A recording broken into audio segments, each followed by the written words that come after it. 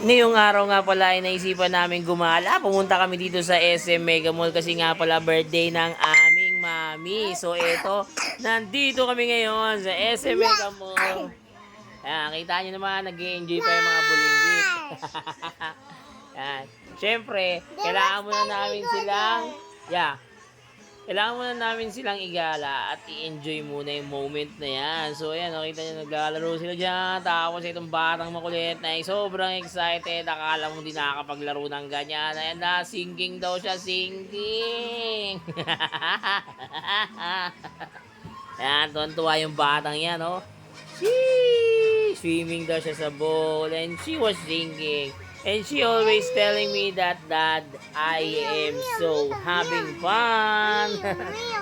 Swim.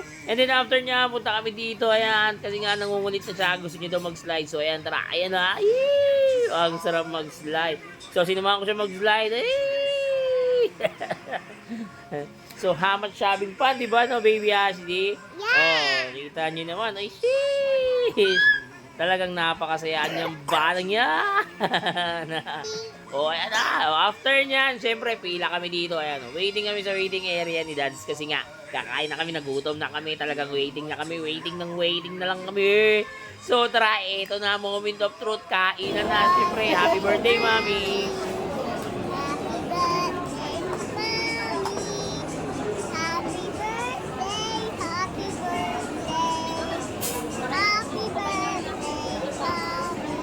Loko na yung